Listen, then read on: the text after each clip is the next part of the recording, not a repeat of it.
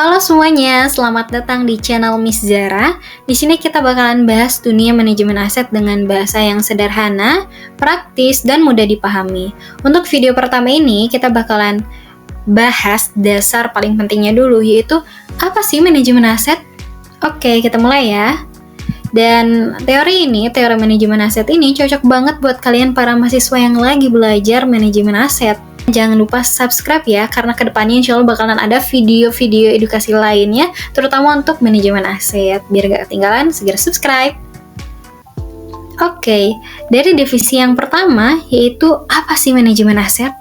Manajemen aset ini merupakan proses sistematis dalam mengelola aset mulai dari perencanaan, pengadaan, pemeliharaan, hingga penghapusan, hingga barang atau aset yang kita miliki itu tidak ada lagi gitu kan.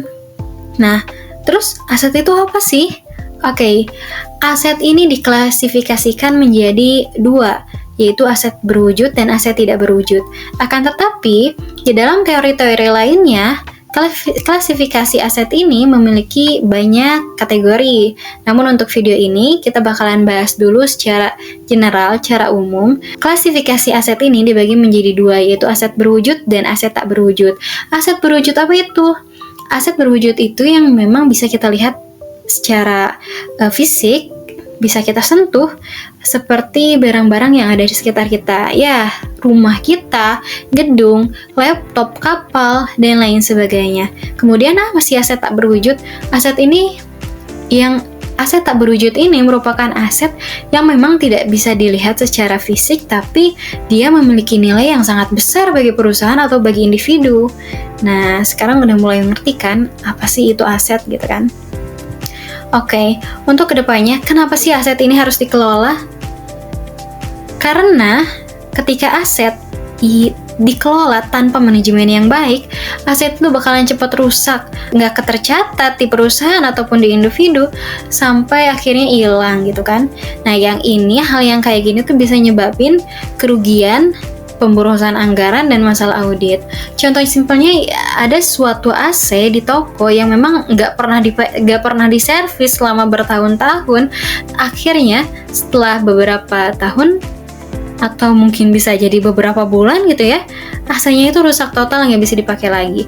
Padahal kalau misalkan kita rawat, bisa lebih awet, bisa sampai 5 tahun lebih. Nah, siapa sih yang bertanggung jawab gitu di bidang manajemen aset pada dunia kerja? Tapi ini memang merujuk kepada struktur organisasi masing-masing perusahaan ya. Tapi biasanya manajemen aset ini dikelola oleh tim general affair, tim aset, tim logistik, dan lain sebagainya. Dan mereka ini pada bagian-bagian ini tugasnya itu ada inventarisasi aset, kemudian ngecek kondisi aset, mengatur pemeliharaan setiap aset yang dimiliki. Selanjutnya kita bahas siklus manajemen aset. Siklus manajemen aset pun memiliki siklus yang berbeda-beda tergantung teori yang kita pakai. Ada Campbell, Hastings, pemerintah, siklusnya itu memang berbeda tapi agak sedikit mirip gitu kan. Kemudian untuk di penjelasan ini akan dijelaskan mengenai siklus manajemen aset yang dijelaskan oleh Sugiyama 2013. Siklus ini memiliki siklus yang sedikit memang kompleks ya, karena dari mulai perencanaan aja barang itu kan nggak ada. Jadi simpelnya itu manajemen aset itu dari barang yang nggak ada sampai barangnya nggak ada lagi gitu kan, karena memang dihapuskan. Dari mulai merencanakan, kita mau merencanakan kebutuhan apa ya untuk di perusahaan, misalkan aset tadi agar kondisi karyawan ini bekerja lebih nyaman. Kemudian diadakanlah aset, masuk ke siklus kedua yaitu pengadaan aset. Akhirnya direncanakanlah AC merek ini spesifikasinya sekian, kemudian harganya sekian, akhirnya dibeli, kemudian diinventarisasi aset. Nah, tahap yang ketiga ini inventarisasi aset ini, kemudian diberikan label, kode barang, dan kode lokasi biasanya yang ada pada aset tersebut. Kemudian legal audit aset itu memang harus ada pada setiap perusahaan agar bisa menjamin bagaimana seperti rumah. Ketika rumah ini memiliki legal audit aspek seperti SHM-nya ada gitu kan, kelengkapannya memang terjamin, bukti-bukti yang bahwa perusahaan ini miliki loh aset ini, nah itu masuk ke legal audit aspek. Kemudian untuk yang selanjutnya itu penilaian aset. Penilaian aset ini sejauh mana sih aset tersebut dimiliki oleh perusahaan, sejauh mana atau seberapa harga gitu ya, seberapa harga dari perusahaan yang memiliki AC, kemudian tanah dan lain sebagainya itu dinilai, sehingga total aset yang dimiliki oleh perusahaan ini berapa sih gitu kan. Terus kemudian lanjut ke pengoperasian dan pemeliharaan aset.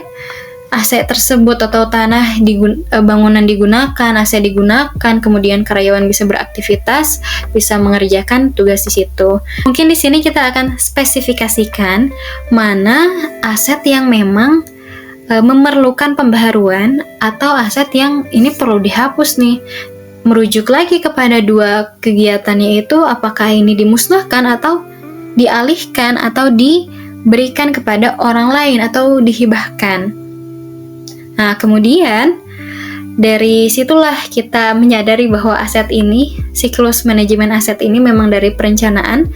Awalnya aset itu tidak ada sampai digunakan, lalu kemudian tidak ada lagi gitu kan. Memang kompleks. Nah, kemudian kita bakalan bahas ini di kehidupan toko retail.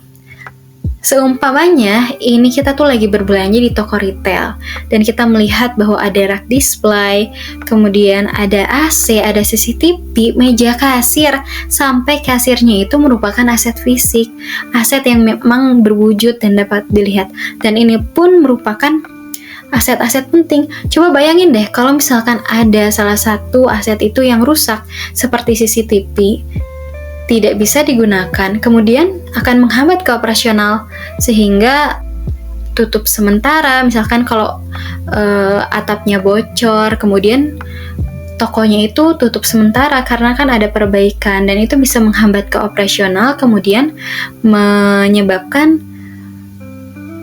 pemasukan itu tidak ada karena kan tutup sementara ya tadi tokonya begitu. Sehingga memang manajemen aset ini memiliki peran yang sangat penting gitu.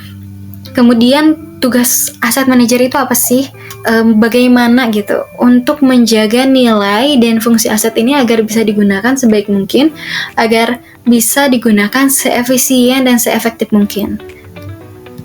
Oke, mungkin untuk penjelasan di awal pertemuan kita tentang manajemen aset itu cukup sekian ya teman-teman. Karena manajemen aset ini intinya bukan sekadar mencatat barang, tapi di video berikutnya kita bakalan bahas jenis-jenis aset dan contohnya di dalam dunia kerja dan sekompleks apa sih dunia aset ini gitu kan. Jangan lupa subscribe dan komen kalau ada pertanyaan, dan sampai jumpa di video selanjutnya. Bye bye.